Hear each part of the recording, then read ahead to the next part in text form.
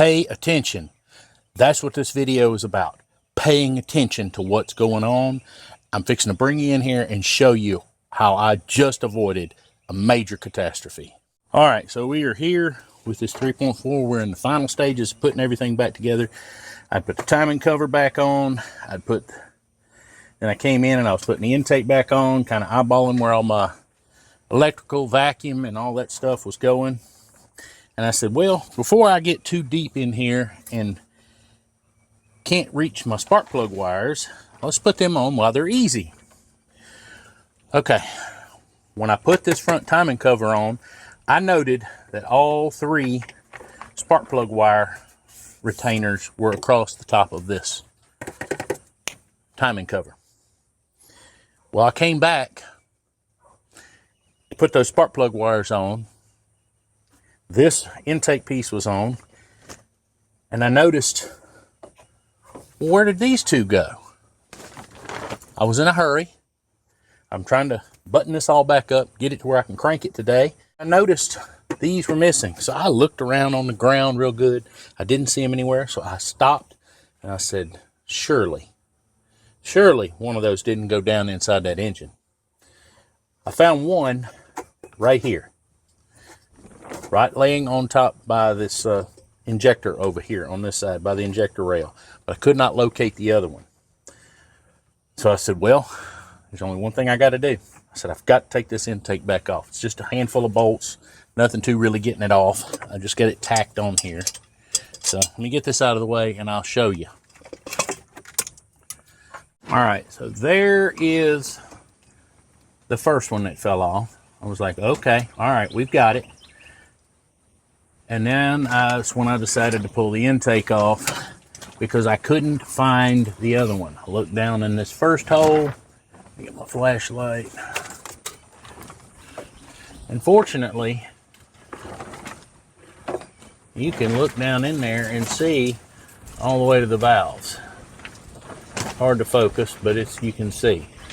So let's take a look down in this hole.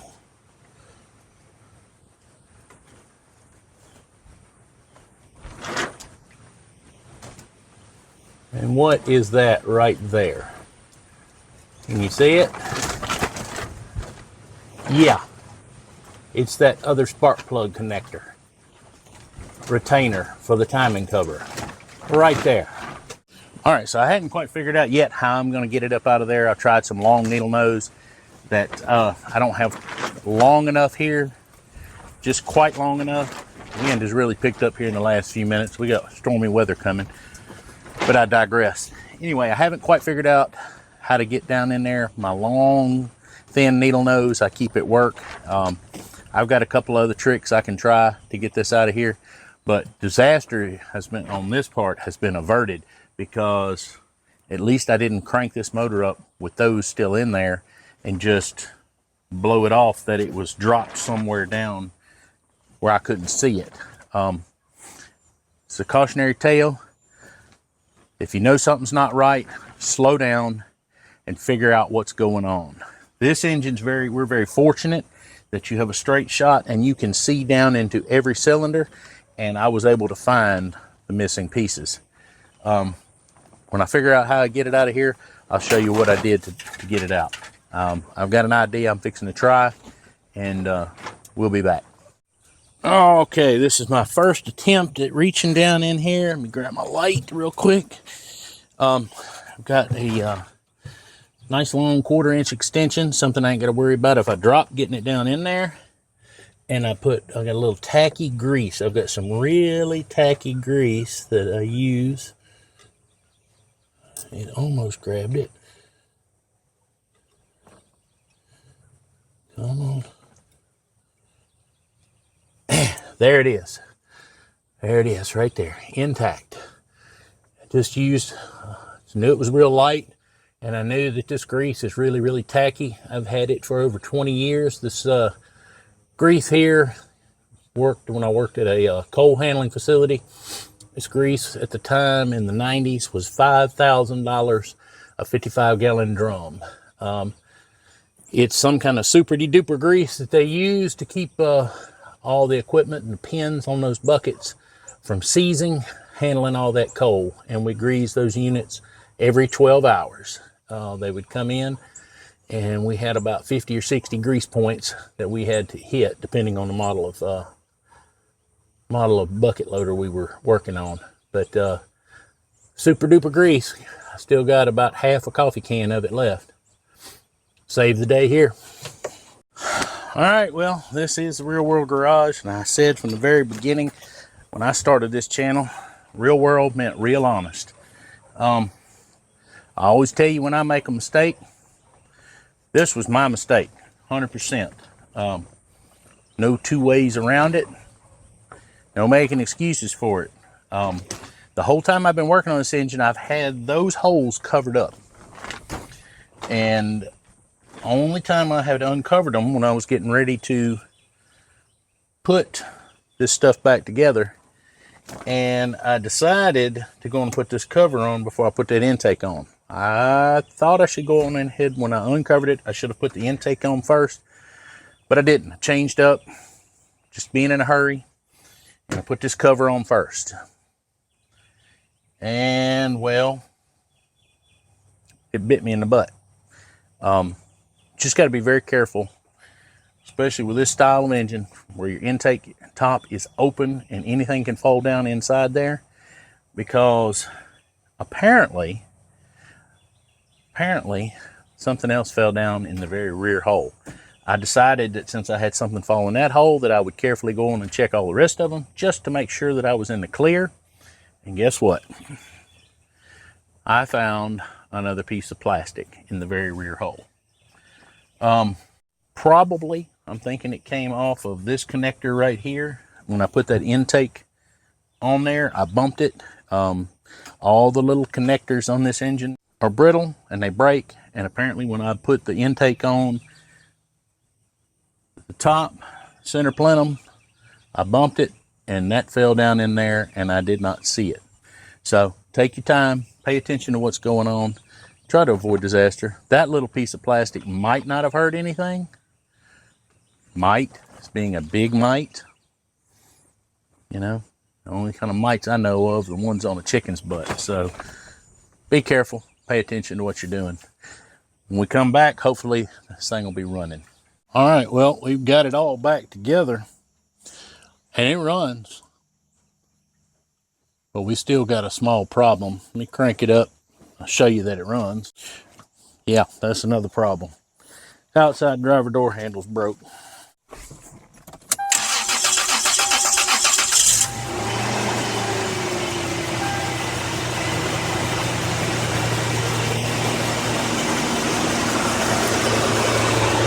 It actually runs really good, smooth.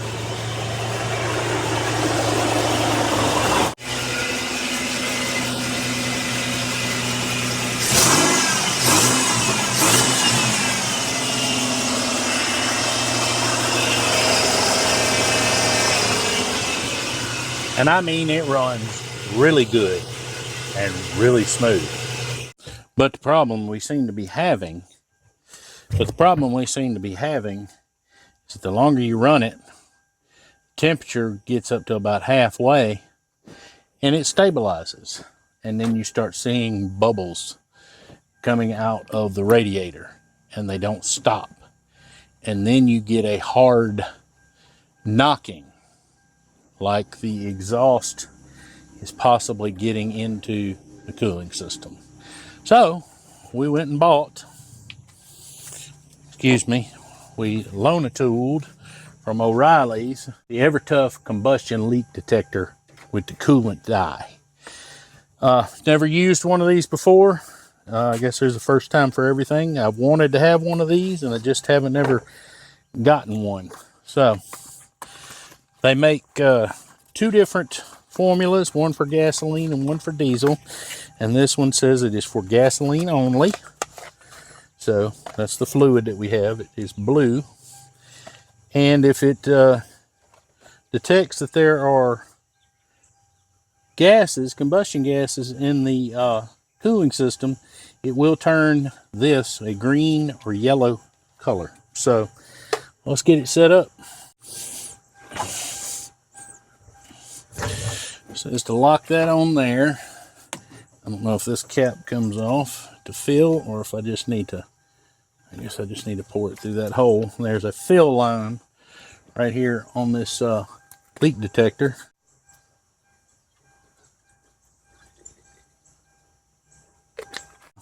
Let's crank it up and see what happens.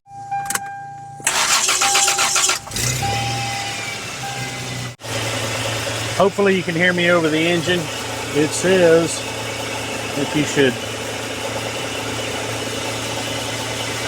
make sure that your coolant level is low enough that you don't pull coolant up in here. I had only put water in this radiator to flush the system out, and we were going to put 50-50 coolant back in it. So I'm going to let it run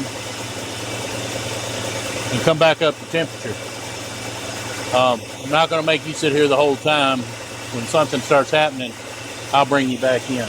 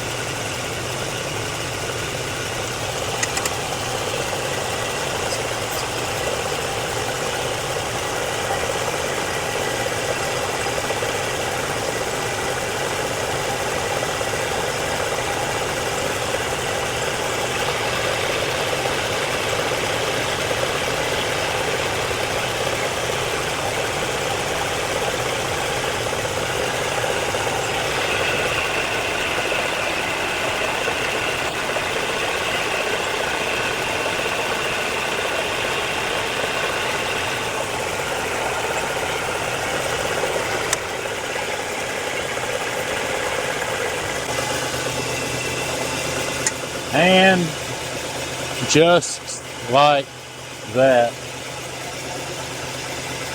the longer we go, the blue is going away and it's turning yellow.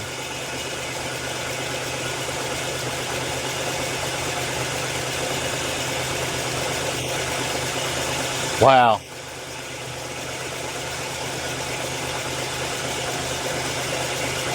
All that work.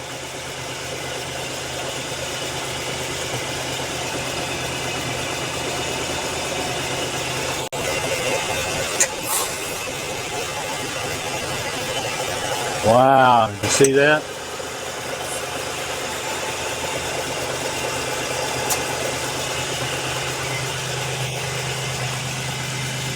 It's a yellow-green color.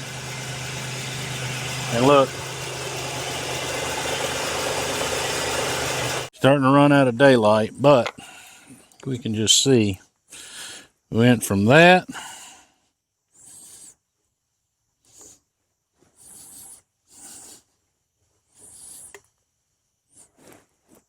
to that. Just a matter of seconds. All right, well, he has another engine that had supposedly was running low on oil and lost the bottom end. Supposedly it's supposed to have good heads. So I guess we're going to need to bring that other engine in, pull those heads, and see if they're any good. I hesitate to just take and use them as they are. I would say, since we have already thrown good money after bad, that we need to take and have these heads checked, pressure checked professionally at a machine shop. I can't see us just taking and throwing another set of used heads on here and hoping and praying.